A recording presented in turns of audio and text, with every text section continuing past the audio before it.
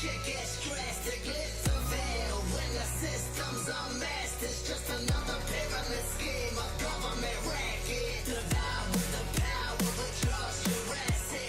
Nation T-Rex with covert tactics. Rise from the ashes, they crack the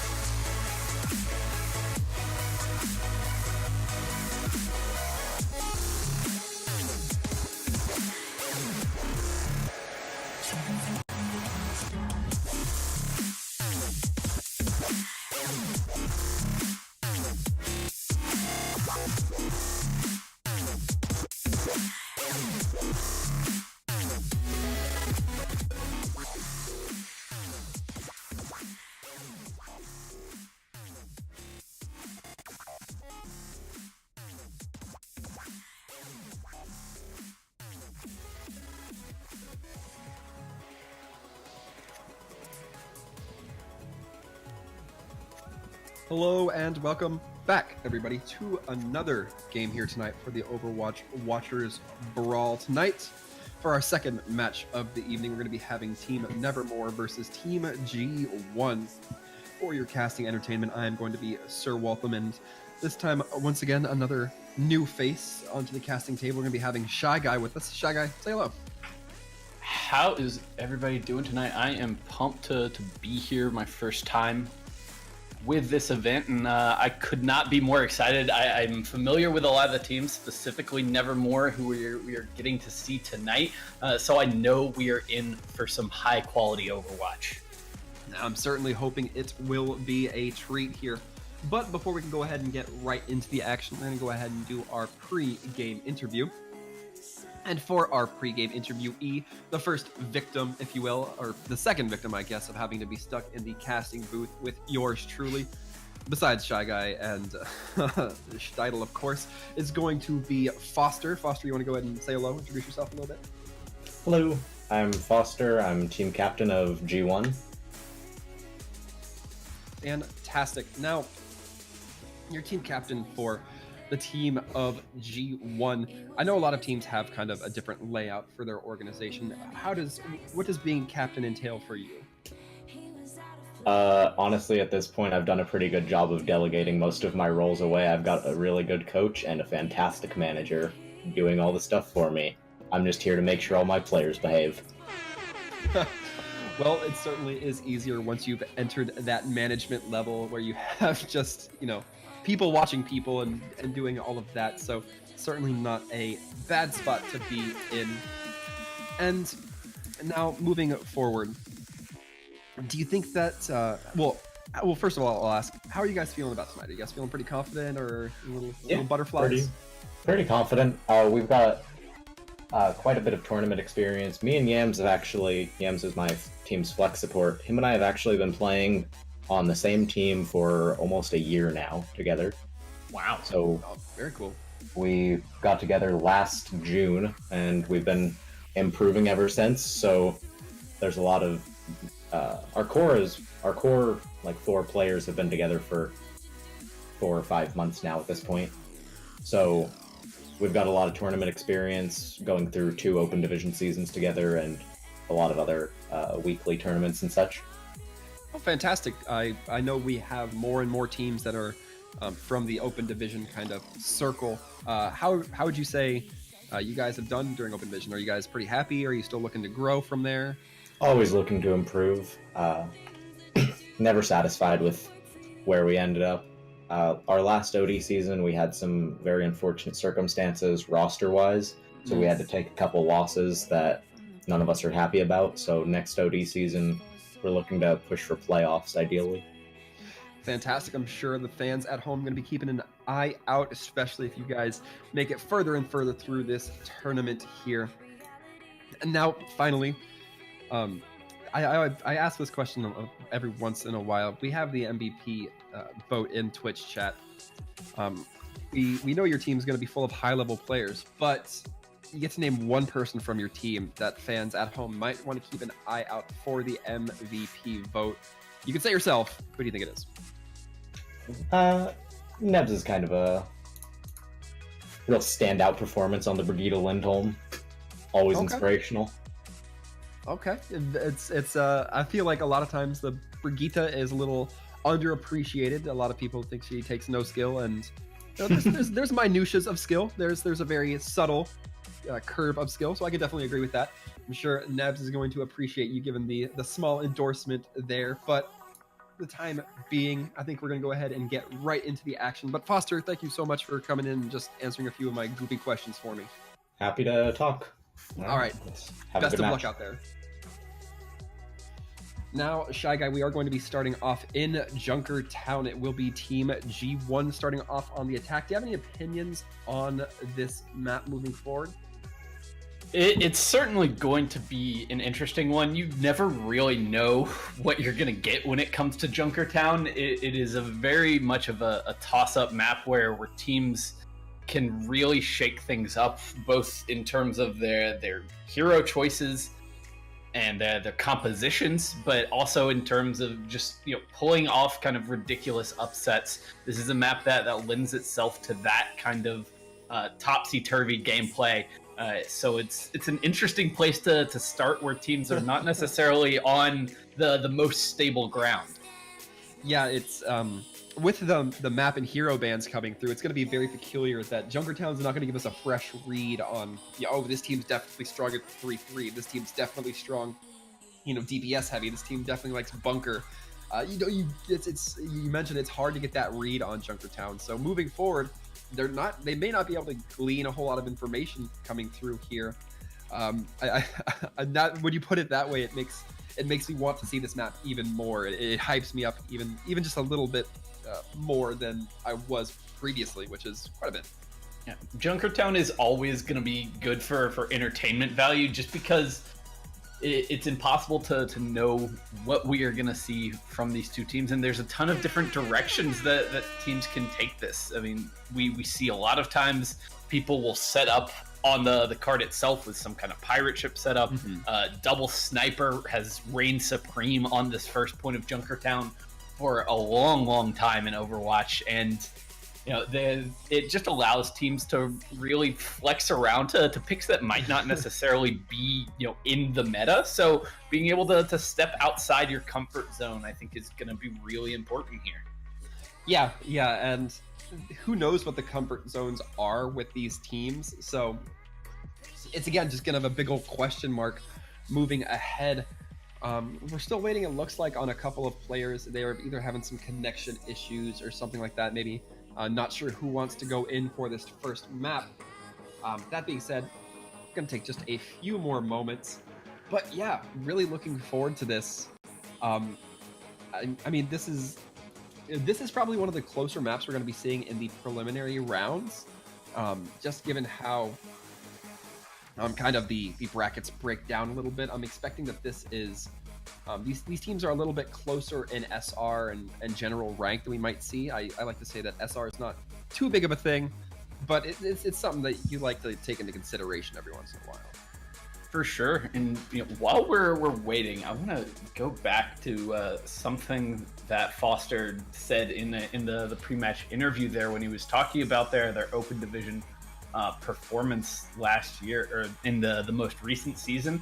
And I'm looking at the standings now. They did have a pretty solid run, but like he said, a couple of issues, a couple of setbacks kind of cost them a shot at making some noise in open division. But one team that did actually have a very good run was Nevermore, who found themselves just on the fringes of the playoffs at the end of the season. So we know that this is going to be a very good team, and I'm excited to see what they can do here.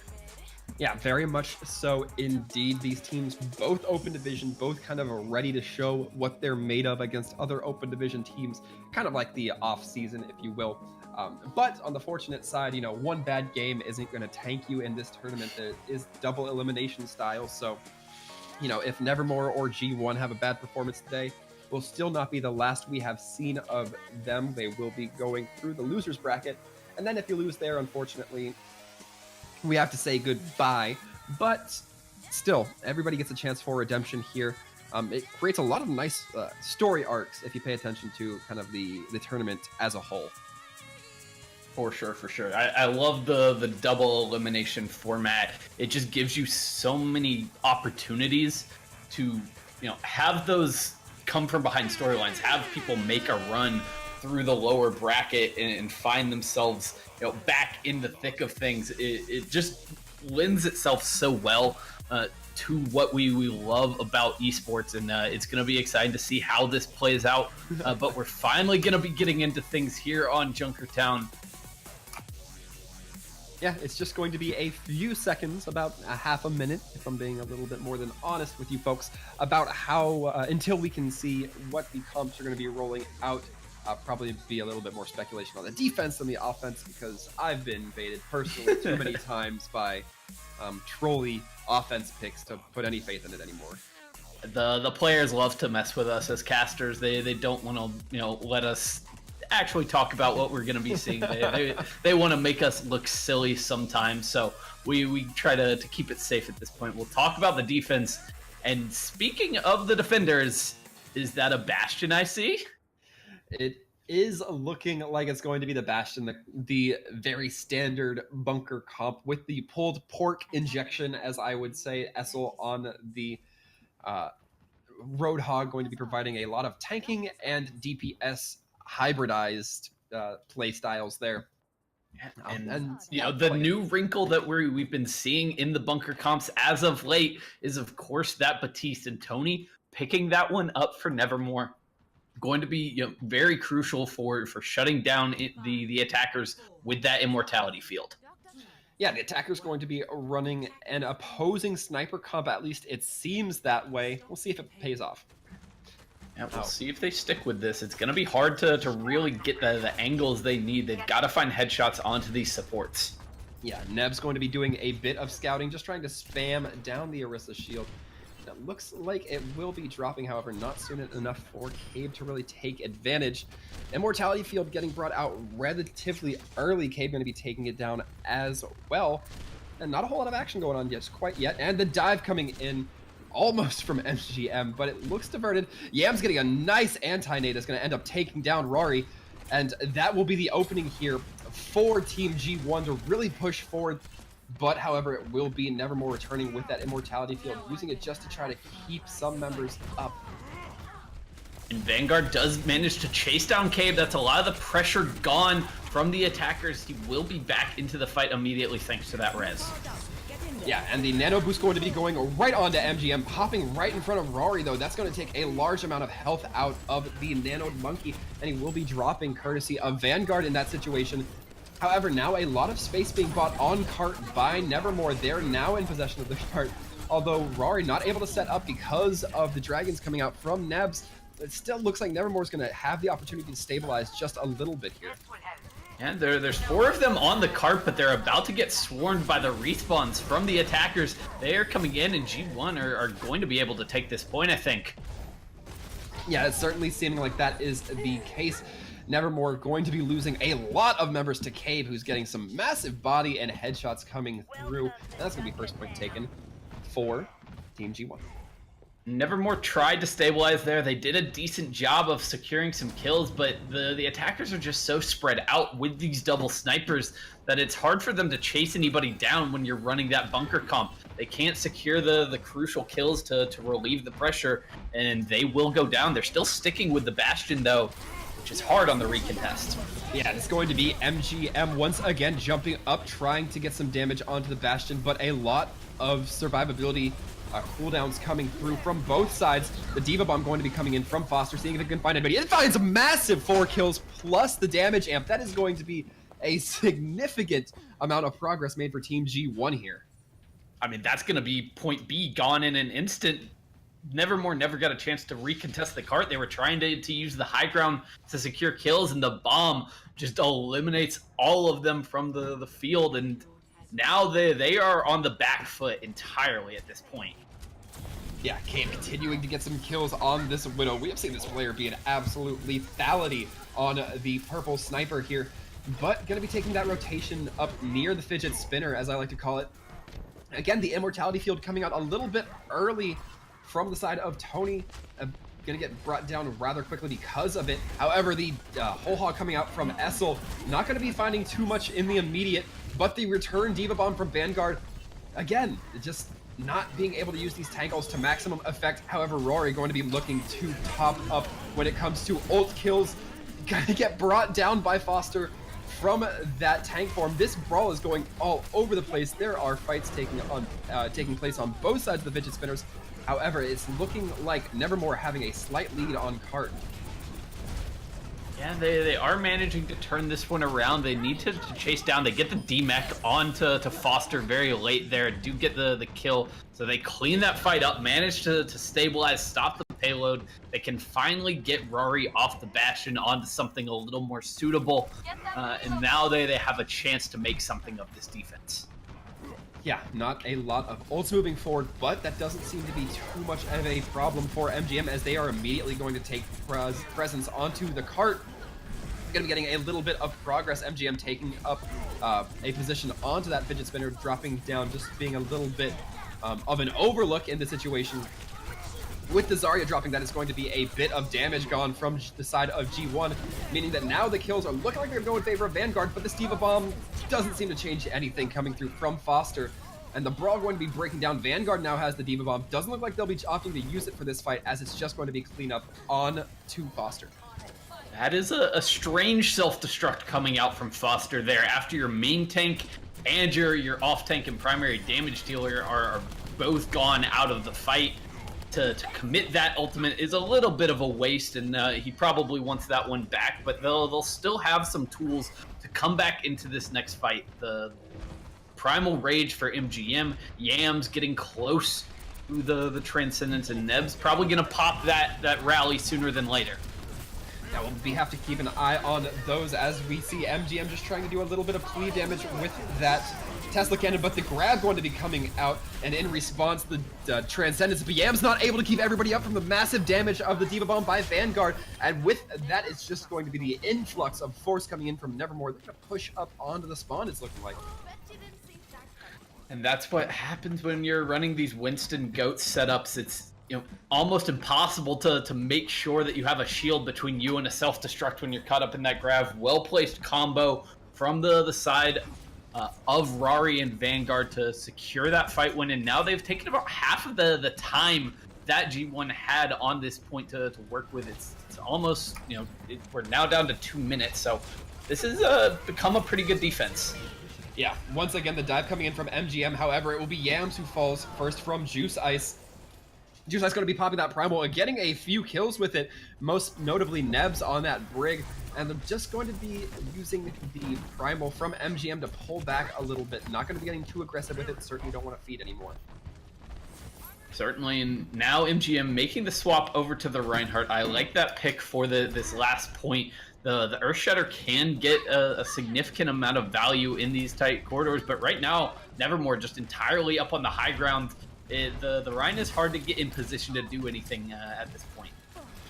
Yeah, especially when the majority of the defensive team taking position on that fidget spinner, as we can see them right now. Vanguard going to be grinding down Neb, seeing that opportunity really kind of collapsing. And it will be Taco Ninja almost getting out alive, not quite able to, though. Will have the sound barrier, choosing not to use it, however.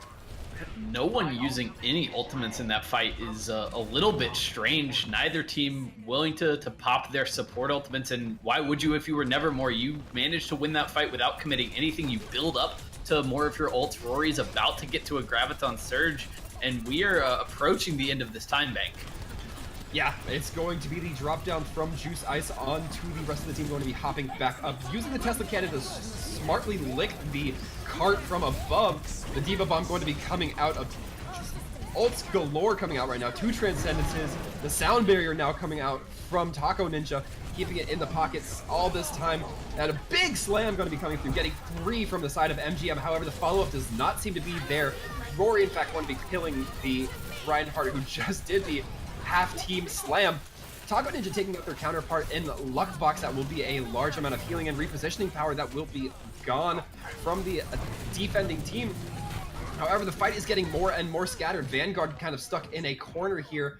And the Zenyatta Tony just kind of trying to have to contest cart with Luckbox. Really not wanting to give that cart progress up to Taco Ninja, and it is looking hectic now. It is just into overtime. We're going to see the Transcendence pop out from Tony just to keep the team healthy, wealthy, and wise up here. MGM getting hit by the Discord immediately goes shields up to not take too much damage. And now it's going to have to be very wary on the side of G1 to not get off of cart. They will lose that overtime clock very fast. Foster going to be dropping, but getting 2 in the exchange for the Diva Bomb. Tony taking out their counterpart in Yams, and now the return grab coming through from Cave.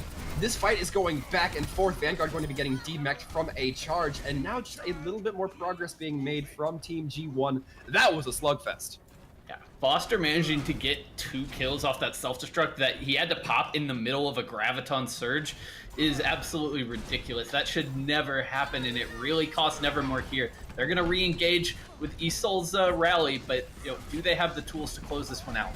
That is certainly the question here. Vanguard going to be popping the Diva Bomb, popping it far. However, the Transcendence coming out once again. The Earthshatter also coming out. MGM not going to find anything with it, however.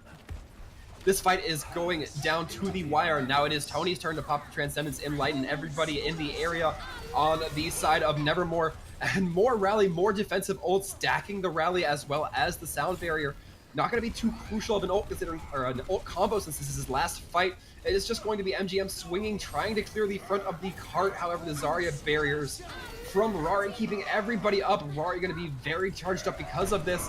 And then once again, a big slam coming through from Juice Ice, getting 4 members down. Taco Ninja going to be the last one on cart. However, quickly cleaned up. That's going to be overtime, meaning that the side of Team G1 not going to get the final point.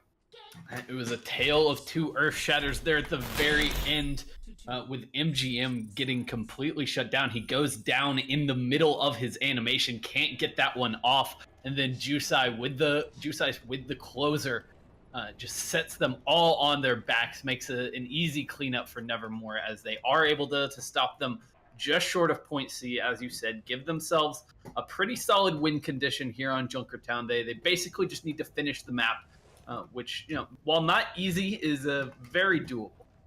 Yeah, there's kind of been a line in the sand set down. Now it is established where Nevermore is definitely going to have to either get to win or lose in this next coming round.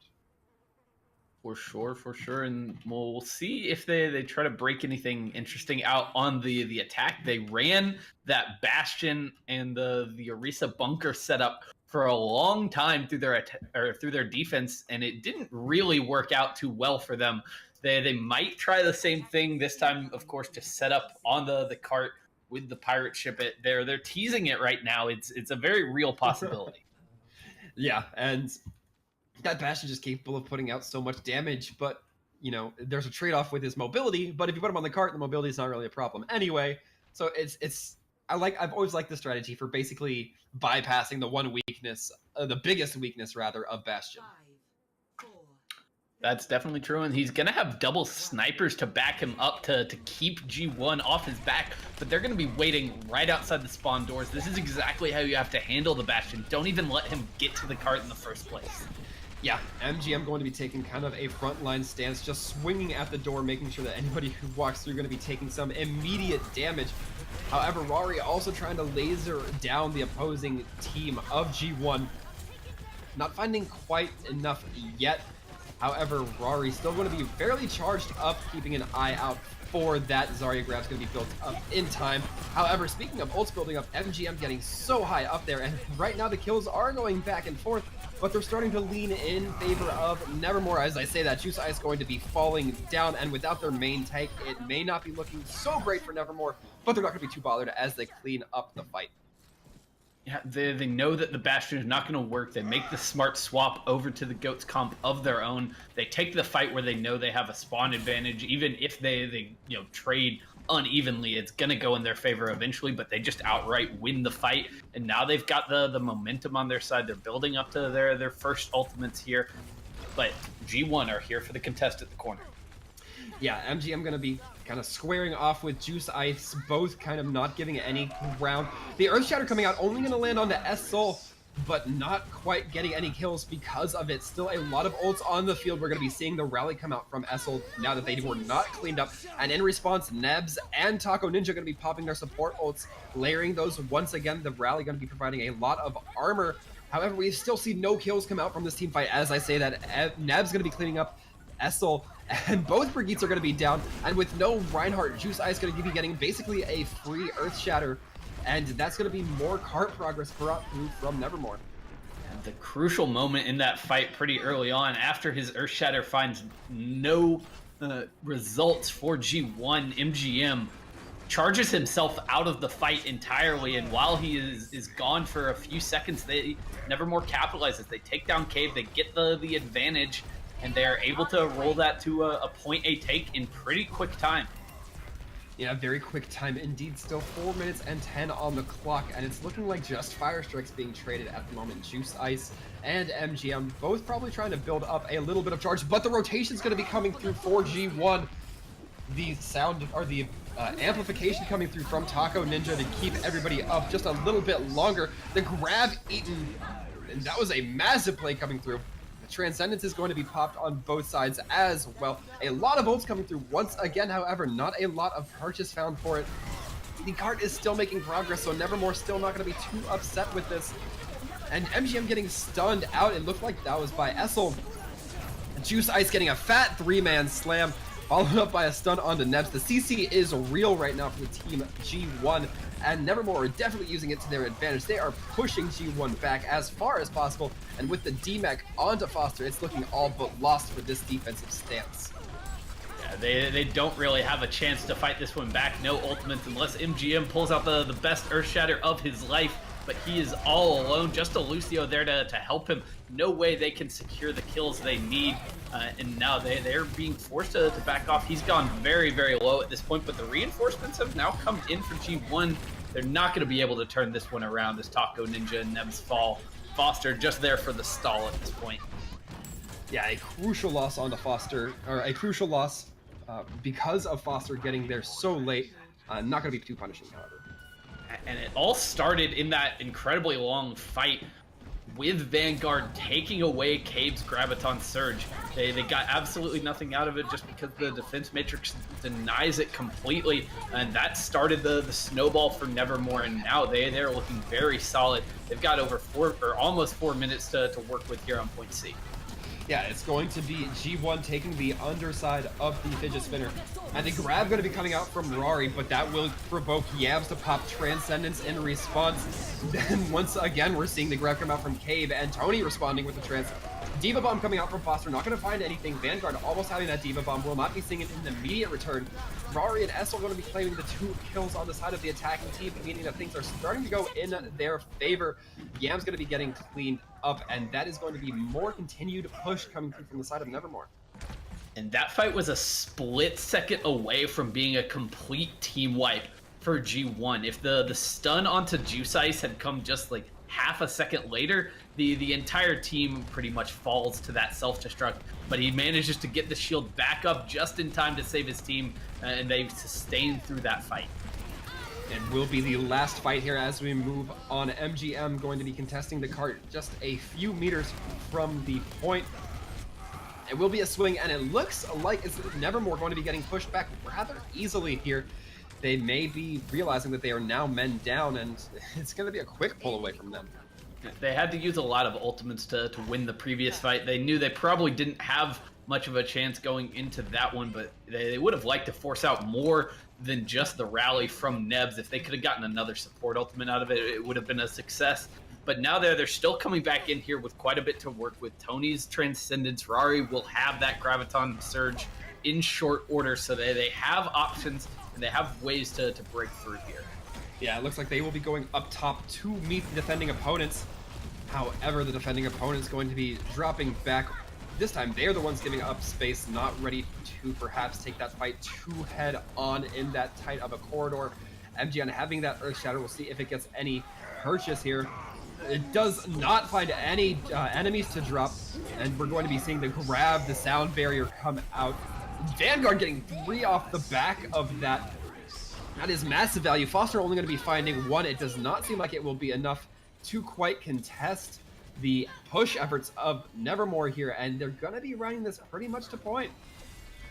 Yeah, I don't know if anyone's even going to get there to contest. They will not, and that's going to be Nevermore cruising to a victory here on Junkertown. They stormed through the map, barely slowed down there on point C, and are able to close things out in style with the self-destruct kill to secure the value from the Graviton Surge. Nevermore playing really heads-up Overwatch there in the final fight. They saw a sound barrier come out on the other side, knew that it wouldn't be there to stop the self-destruct combo, and capitalized immediately. Yeah, and we were talking about it earlier. This is exactly why you like to see Junkertown. There were periods where both teams had their fantastic stretches. We saw that quad kill come out from the Diva Bomb. We saw that absolute crispy looking run coming through from Nevermore. So overall, these teams both have their very good moments. It came down to just who performed better in the third section, and it definitely seemed like Nevermore able to kind of recollect themselves and get back into the game when they needed to. And they looked so strong in that third section when they swapped over to the 3-3 comp for good on their defense and then again on the attack, that it kind of makes me wonder why they ever really wanted to run the bunker in the first place. Yeah, it's one of those things perhaps where you just don't know. You just can't expect. You think that one thing's going to be really good, but then it's like when you go to a restaurant and you're like, okay, the chicken strips here are going to be fantastic. And then one day you have the cheeseburger and you're like, that was the best food I've ever had. Why didn't I ever realize that was something we could have had here? And that's kind of how it goes. I mean, you can't fault these teams. I imagine they haven't done a whole lot of scouting against each other. Sure. But I mean, I'm sure they'll be taking that information, moving it a little bit forward. However, speaking of moving forward, looking like Ilios is going to be the first map scratched off our list to be banned, so we won't be seeing it at all today. And that's a little unfortunate. I always love Ilios. That is any map where environmental kills come into play as much as they do on Ilios is going to be something I love to watch. But we've still got plenty of other good maps to choose from in G1, going to be having that pick, and it looks like we're headed to Oasis. Yeah, I really like Oasis. We don't get to see a whole lot of it usually when it comes to those King of the Hill control style maps. We usually see Li Zhang. So overall, I think I'm ready to see it. I'm expecting a little bit more triple, especially on some more of the, I believe it's the University sub-map, where it's that very indoor style area. You see Ryan and Zarya be very strong there. But also, I'm looking forward to seeing how they play around Gardens. For sure. Gardens and City Center give you a lot of opportunity if your team chooses to run those DPS picks, to pick out a Pharah maybe, to change things up.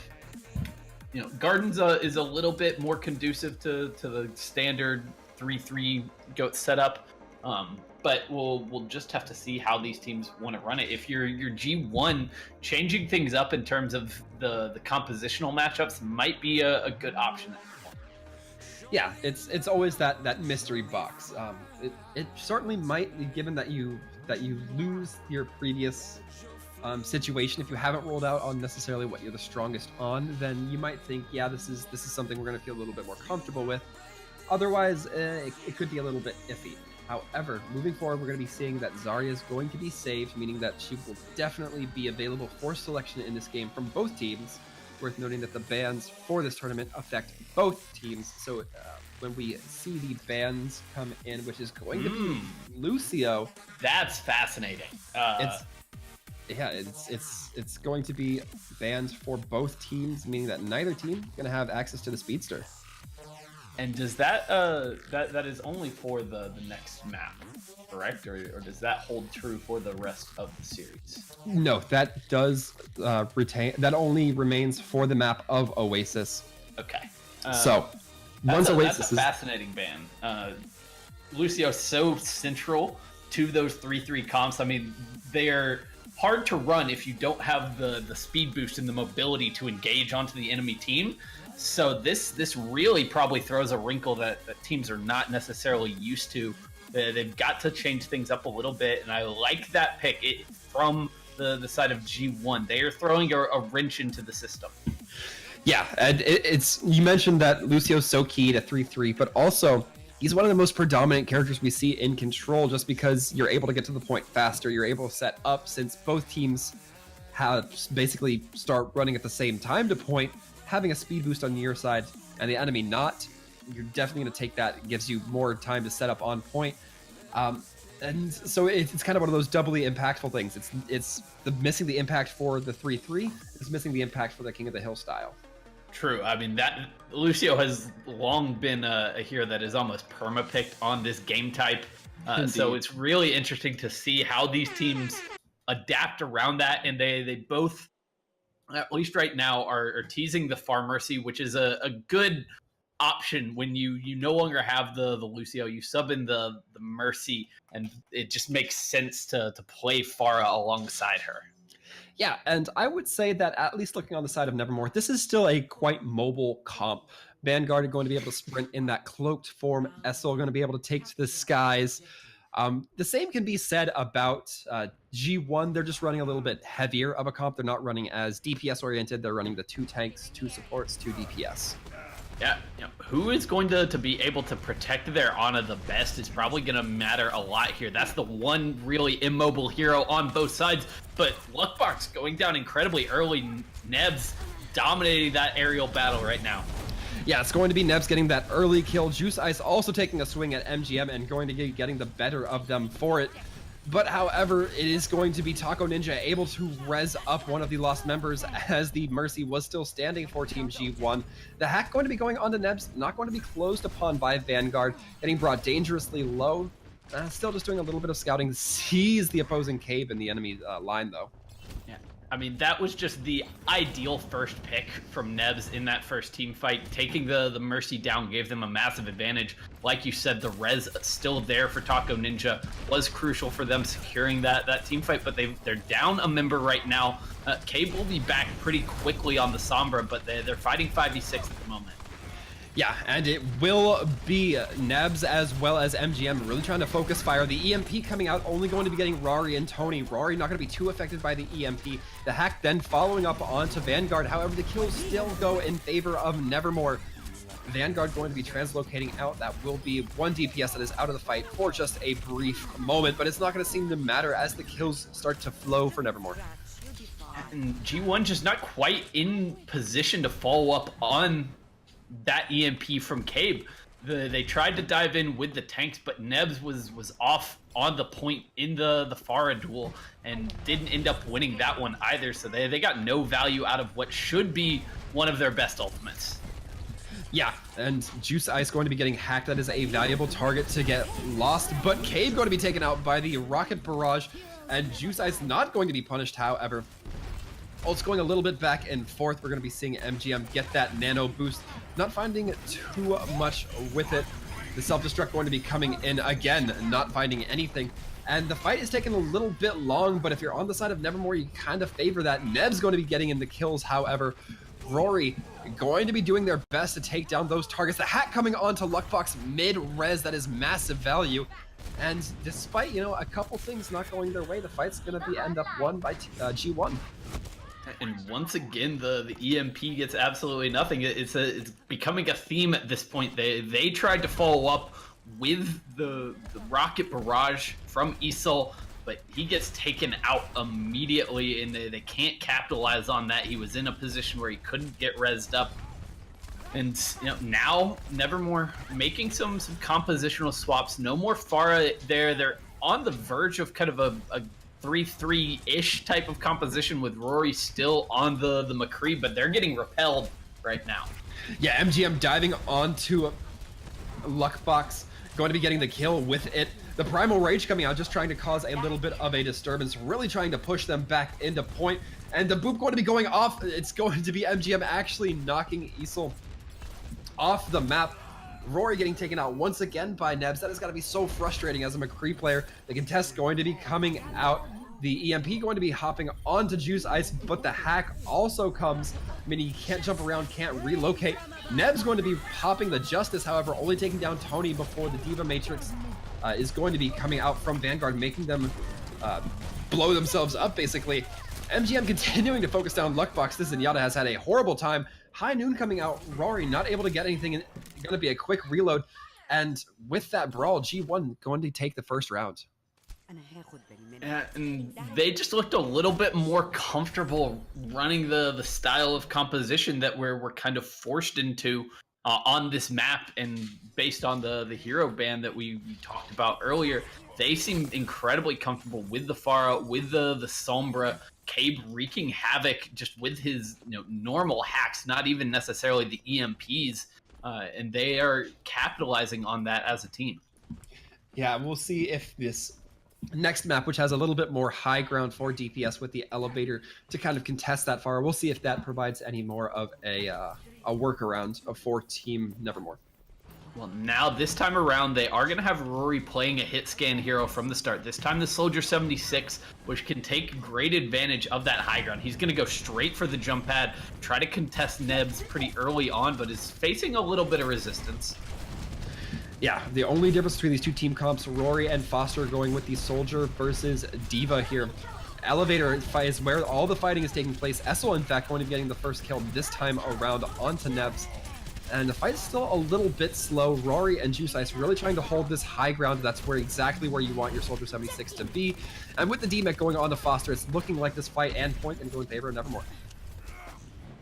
It definitely will, and now they are looking to get some cleanup on the remaining stragglers from G1. If they can get them without a clean reset, that is fantastic. Nebs is still floating around here. Gonna get staggered out. Does manage to take down Luckbox, but that's gonna be pretty inconsequential for Nevermore at the end of the day. Now they're set up on this high ground.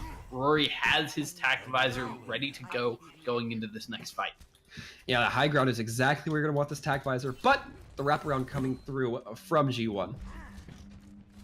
They're going in on the opposite side, trying to maintain their distance from this high ground setup. They're going to wrap around onto the point and force a contest coming in from Nevermore.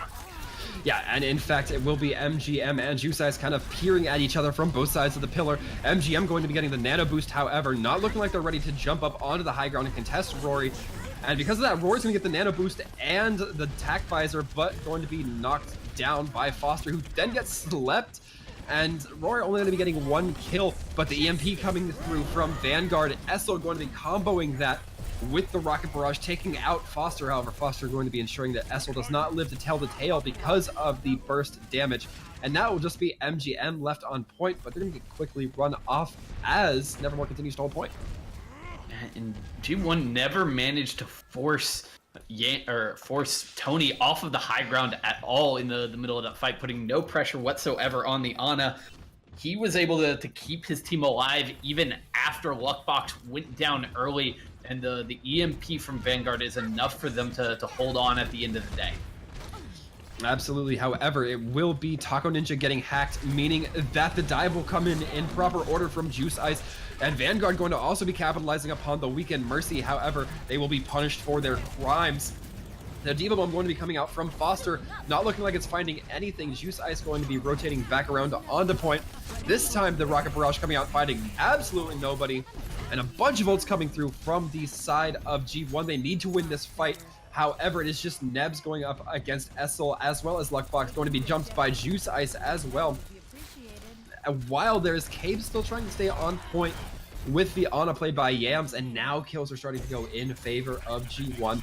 And it's just going to be the Hammond stalling out along with Juice Ice on that Winston, but he's going to get out of there before he drops. And a very back and forth fight. Kills traded by both teams, reinforcements coming in at the end of there, but G1 just have enough left in the tank to hold on to that one. Even through, Vanguard swapping to the Wrecking Ball, loses some charge on his EMP, but now back over to the Sombra because Nevermore, they need just one fight to take this point. Yeah, absolutely. One fight will be their their round condition here. Foster as well as MGM going to be going in on the dive. Essel going to be dropped early. Doesn't look like Luckbox going to be going for the immediate res. MGM going to be dropped, however, meaning that the front line going to be a little cleared up. However, Taco Ninja going to have the opportunity to take that. Luckbox did not necessarily, meaning that the Winston will be back online and ready to go for the tanks. And it's looking like it's just going to be a little bit of a recollection on the side of Nevermore. They're not really quite ready to push in, but as I say that, it looks like Juice Ice kind of saddling up by the elevator, going to be making the big jump, getting slept by Yams and burned down because of it. Foster absolutely punishing that Winston jump. And Fat, absolute Rocket Barrage coming through from Nebs. That is going to be certainly helping to win this fight. Luckbox popping that Valkyrie was an unfortunate error given that they were going to drop right after it anyways. Certainly, and that is G1 punishing Nevermore for not running the Diva at all. There's nothing to stop Nebs from going in deep with these Rocket Barrages. He secures that fight win for G1, but Nevermore, look at all the tools they're about to have. They do get EMP'd to start off though. Yeah, and the Rocket Barrage going to be coming out from Essel, but once again, the Suicide coming in because of it. Nebs taking out Tony, so it is now a 2-for-2 trade. However, MGM going to be pounding a Luckbox with those giant monkey paws. The attack visor also coming out from Rari. Not a lot of zoning that can happen right now. Rari is going to be on point. It's going to be MGM going to contest, but it will just be that lone monkey for the time being, and it's going to be Foster coming in right as MGM drops. And Foster going to be chasing down Rari, getting the kill with it. The nano boost now going on to Juice Ice. As we've seen before, these monkeys love getting that nano boost, taking out Yams because of it. That is a large amount of healing gone from the side of G1.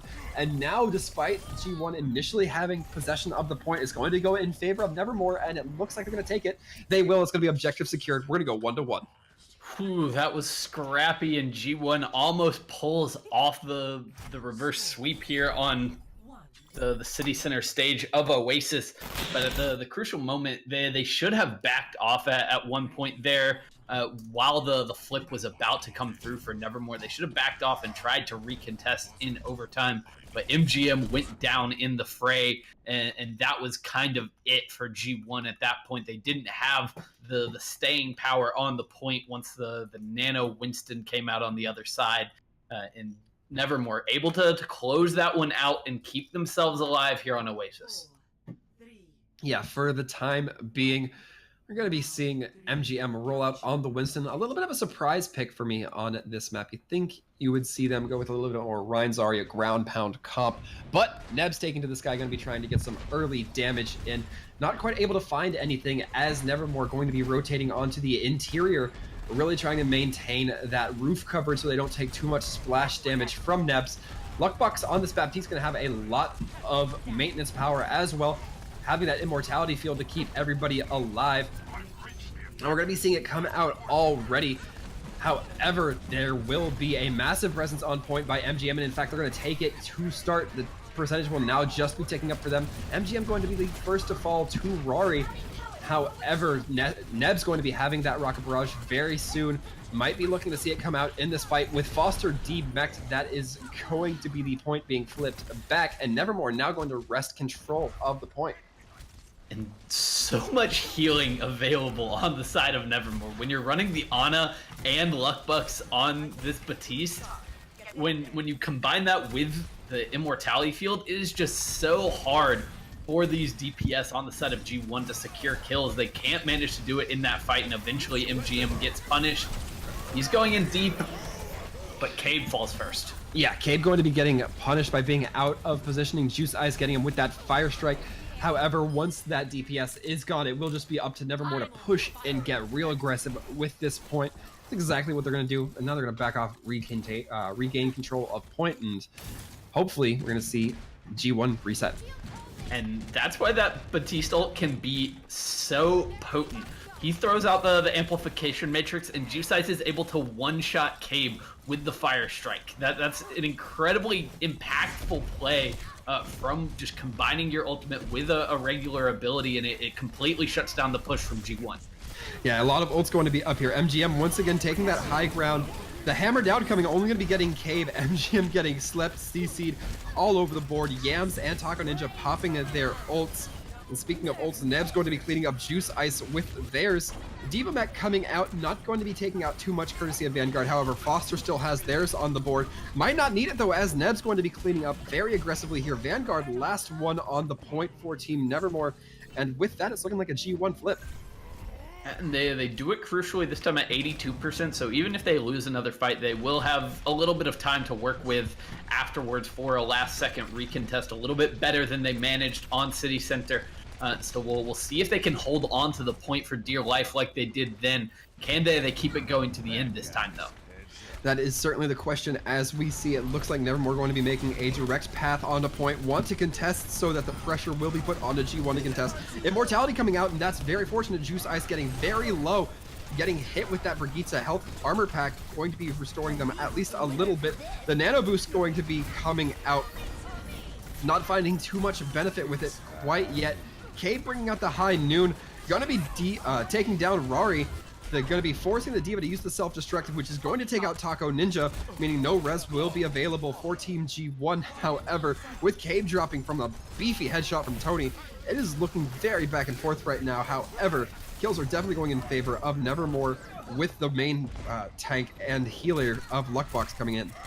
Yeah, and now MGM gets hit with the Earth Shatter, so finally that's going to be the flip coming through for Nevermore as soon as they can deal with Nebs. A decent stall coming out from the supports on the side of G1, and they do get it up to about 80% of their own, so this next fight is likely to be the last chance for both teams. Yeah, very much so. We're going to be seeing Cabe now on the Zarya, meaning that we will probably not be seeing a grab this fight. Taco Ninja going to be popping the Valk as soon as they get it. Not a bad call. Get that health and damage distributed all across the map. Rari going to be popping a grab, holding down the team of G1 into place, with the exception of Nebs, who will be blasting off and chased down by Vanguard. It will just be Foster on the point for the time being. Taco Ninja hovering above just a little bit. Going to be taken down by Rari, however, meaning that the point will shortly be going in favor of Nevermore unless some massive plays happen, but it just does not look like it will, as MGM just stalling out with Primal for the time being. That's it. Point going to be going in favor of Nevermore. And Nevermore managing to adapt, even with the Lucio ban coming through, they still run the 3-3 to great effectiveness here on University. It's not necessarily going to be viable on the other two stages without that Lucio, but here they take advantage of the close quarters. They run the 3-3, and it comes up big for them, and they are now find themselves up 2-0 in this series. Yeah, I gotta talk about how I was not expecting that much Pharah to come through these games. I was expecting it maybe on Gardens.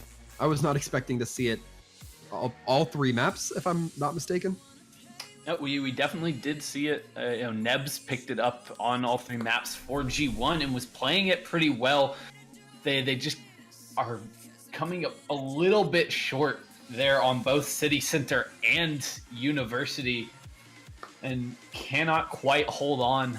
But they're putting up a good fight now, and they I think identified a decent way for them to play. They want to make Nevermore a little bit uncomfortable. They don't want to let them run the standard 3-3, and it almost gets them a map win there. Yeah, I want to say that G1 feels a little bit more comfortable taking verticality into effect. They feel a little bit more comfortable when you add that third vertical plane, when they get the height, the flying, etc., kind of in their bag, as it says. And it seems like Nevermore has a little bit of a harder time to kind of pivot around that.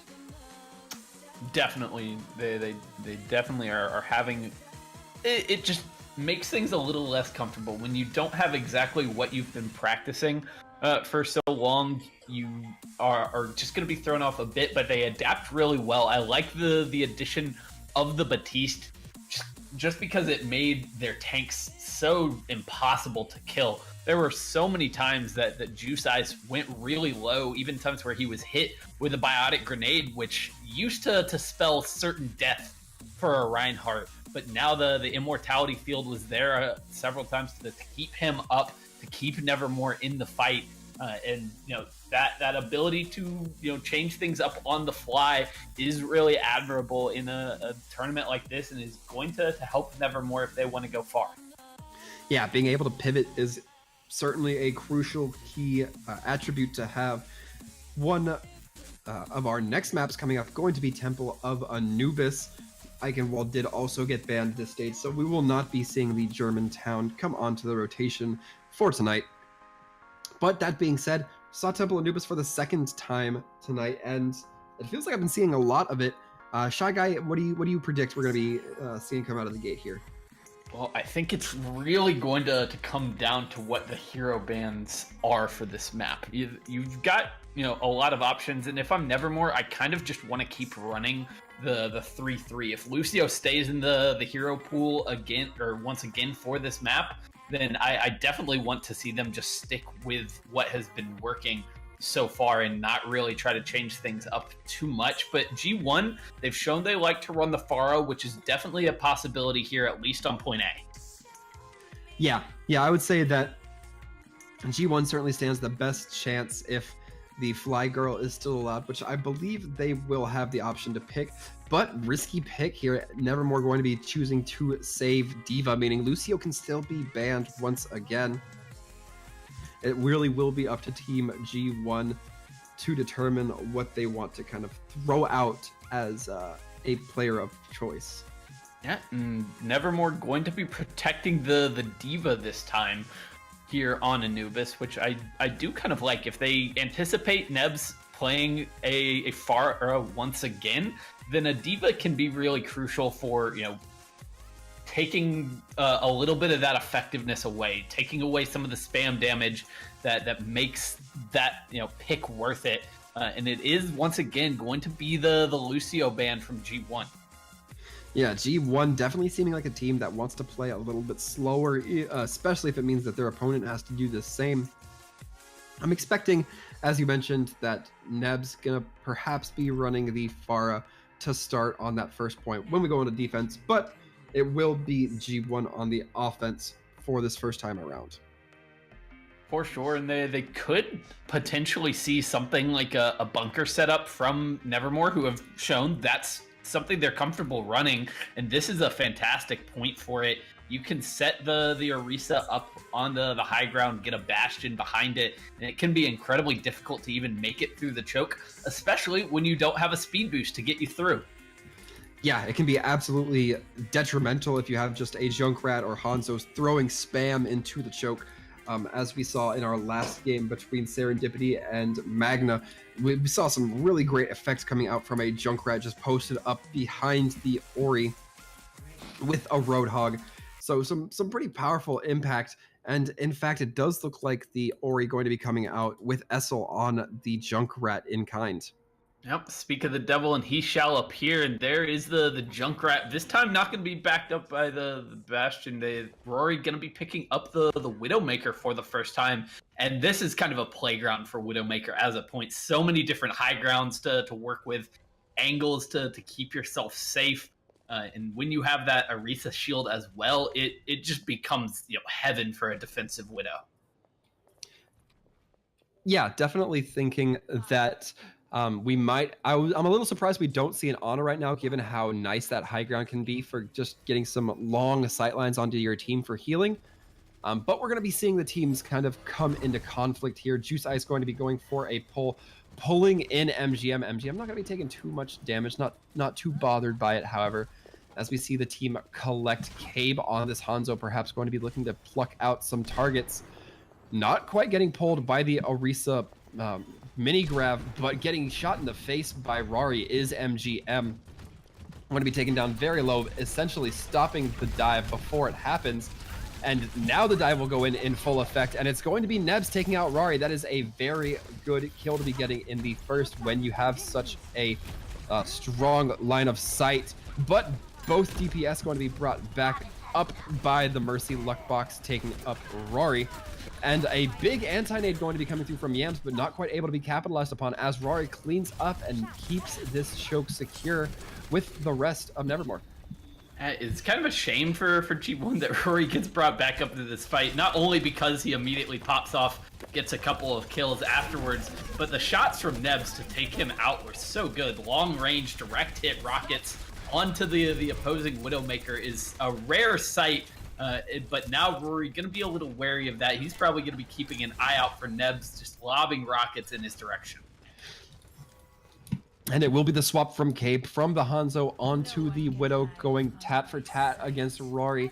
However, Rory will have the infra sights up, going to be knowing where the attacking team is coming from the entire time. MGM misses the jump, not going to be landing onto the balcony where the rest of the defenders are going to be taking a lot of damage and zoning just from Essel using that concussion mine. Foster taking out Rari, but it does not seem like it will be enough.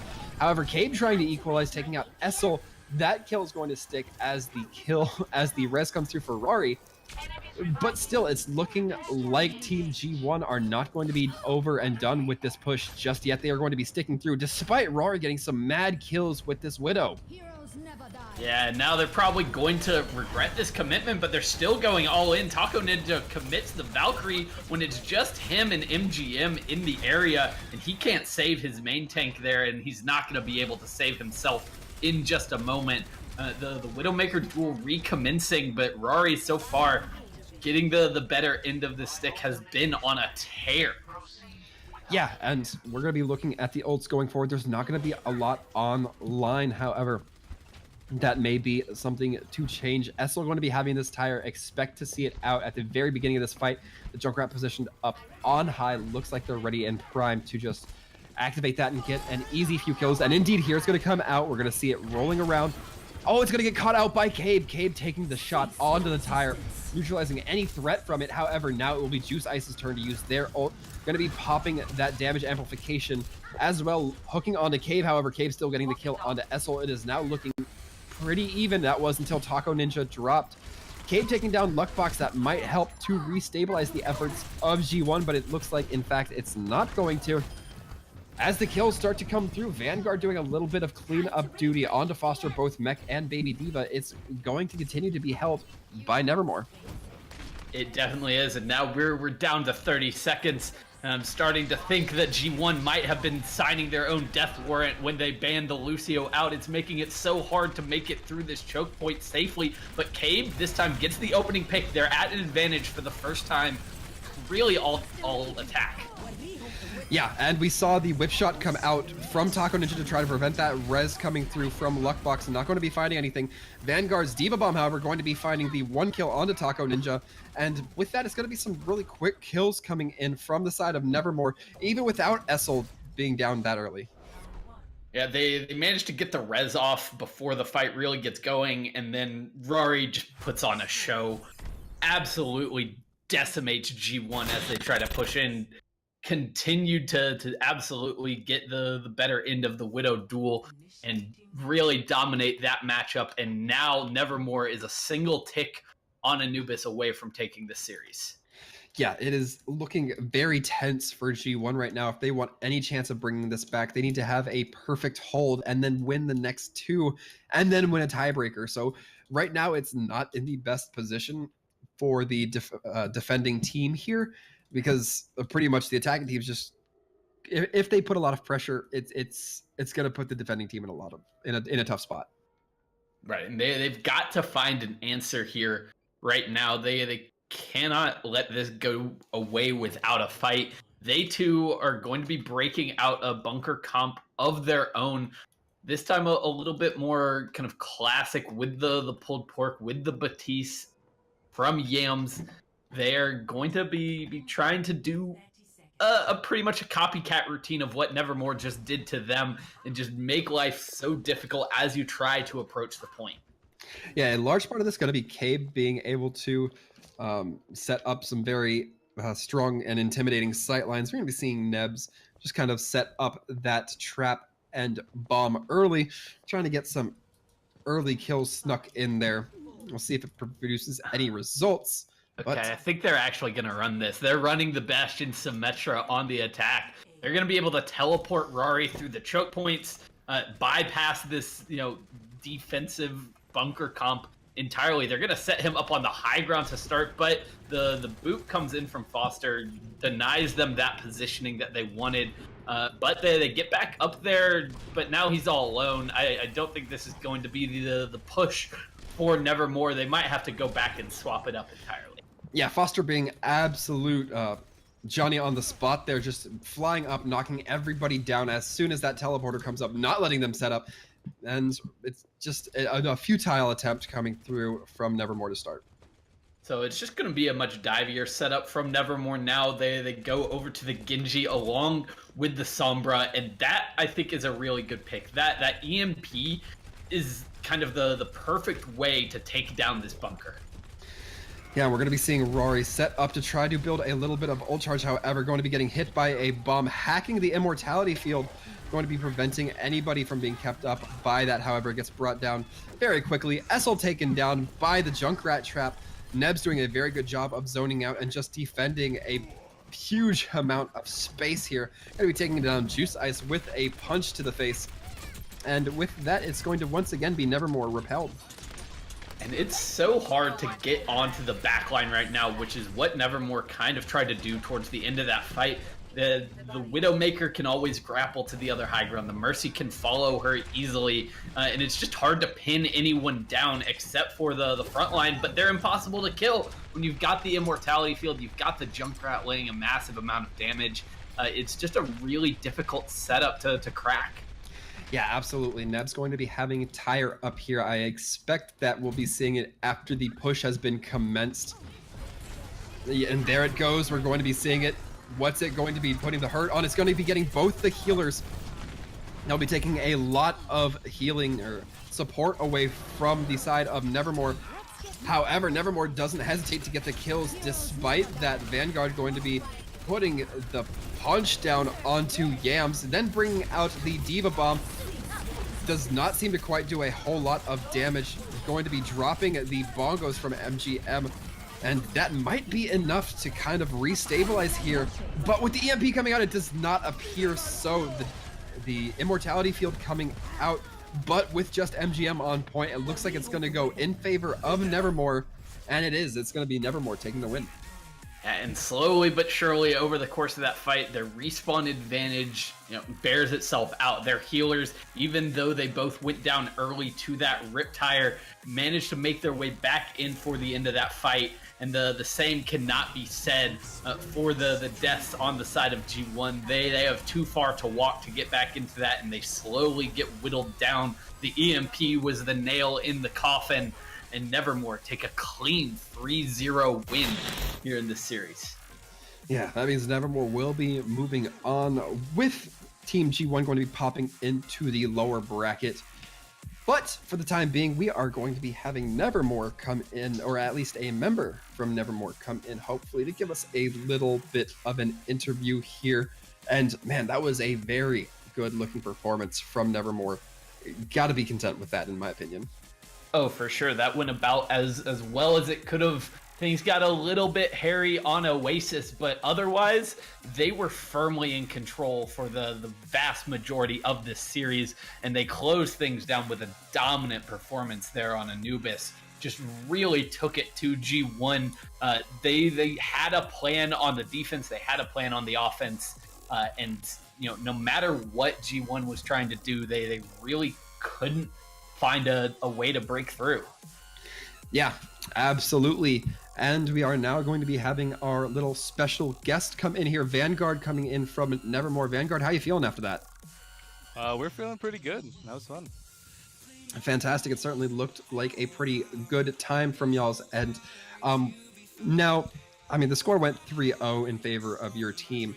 Did you guys have any particular obstacles you needed to overcome when it came to the team of G1? Oh yeah, on Oasis, you can tell that we struggled a little bit. We gave away a map on there, and they got to 99 on the second one. Mm-hmm. We kind of didn't really know what to pick with Lucio being banned in the beginning, but I feel like we figured it out and got some nice picks and adjusted pretty well to finish that out. Yeah, so whose idea is it to then run the 3-3 on the university stage with the Batiste in place of the Lucio? So for our team in general, there's like a multiple shot caller system. Like there's some primary ones, but there's a bunch of ideas that go around and then we all decide on it. So our support player Luck, like we were thinking of like maybe an Ana Zen combination, right? But then we switched that to Batiste. Luck suggested it, and then we A-okayed it and ran with it. Then we just had to figure out how to run it on that map to be optimal. It was difficult, but I think we did pretty well in the end. Yeah, it certainly seemed like that was the case.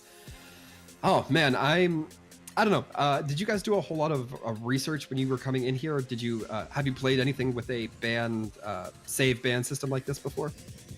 Actually, it's their first tournament with it, and we didn't do a scrim with it because I don't think many teams that aren't in this tournament would try and do that. And we kind of not try to face teams in this tournament we might face on later, so they don't get any information. Right. But yeah, it was fun. I actually enjoyed switching up the comps for once. I'm sure everyone enjoys not watching pure goats. Well, from a casting side, I can tell you that it is fantastic to just not be saying, "Oh, the Zarya's lasering things, the Rhine's swinging, slam, grab bomb, yeah. and everyone's dead." Yeah, I Yeah, got you. yeah. And to me, the Lucio was an interesting choice because while your goat was really solid on Junkertown, I mean the offense in particular was exceptional. But your team seemed incredibly comfortable still running comps without that, in particular kind of the bunker setup that you brought out on Anubis. The Anubis defense seemed really polished. Yeah, we're not really a team that just runs goats and just, doesn't experiment at all and can't run other comps. We like our flexibility. We have a lot of ideas of different compositions to run. So I think this tournament format actually is in favor of us. I think they did it because we struggled a little bit on Oasis in the beginning. That's probably why. Makes sense. It certainly has logic to it. Well, Vanguard, thank you for sticking around, answering a few questions with us. But I'll go ahead and let you go. I'm sure you and your team might have a little bit to talk about as far as post-game decompression goes. But thank you very much for coming in here and answering a few of our questions. Yeah, thanks for having me. And everyone, follow the Nevermore Nation. For sure. Absolutely have to throw that little plug in there. But with that being said, we are about to sign off here for the night. We are just waiting, it looks like, on the MVP poll to be coming in from our producer, Refuse, going to be giving us the good news as to who the fans thought the best player was. And Shy Guy, do you have any personal picks as to who you thought the best was? That is a really tough call. There were a lot of impressive performances on both sides. I mean, Nevermore looked incredibly strong. If I'm going to give it to anyone, though, I think it has to be Rory. The Zarya play early on in the series was fantastic, and then the Widowmaker was sublime to close things out on Anubis. Just clicking heads left and right, really took over on the final map and secured the win for Nevermore. Yeah, I definitely see the logic there. However, it seems like we have the results in, and it looks like the MVP poll is going to be going in favor of Vanguard. Vanguard, I know you're still in chat. You want to go ahead and just give a little speech? I would like to thank everyone in the world. I thank all of the fans in chat. I didn't expect this, to be honest. I love y'all. Know. Thanks for the support. And again, follow my team, follow all of my teammates. They work really hard for this. They practice day in and day out for getting results like these, and hope we entertained. Fantastic. I know I was certainly entertained. I hope Shy Guy was entertained. Our producer refused. I don't want to speak for anybody out of turn, but I think I had a great time. I definitely did too. For my first game here at Overwatchers, that was a fantastic way to start things off, to get going in this tournament. And I cannot wait for what the rest of this event has in store. Yeah, absolutely. However, that will be the festivities for tonight. We do have games going on tomorrow. I believe you can catch us at the same time. That would be, if my math conversions are correct, I believe it's 7 Eastern, 9 Eastern. If you're Central Time like me, you're just going to have to figure it out. Feels a little bit bad, man. But for your casting entertainment tonight, I have been Sir Waltham. You can catch me on Twitter, Sir Waltham Gaming, or Twitch at Sir Waltham. And I have been Shy Guy, and you can find me on Twitter at ShyGuyOW. It's been a pleasure bringing you guys some incredible Overwatch action this evening, and everyone have a wonderful night. Indeed, stay safe and take care, everybody.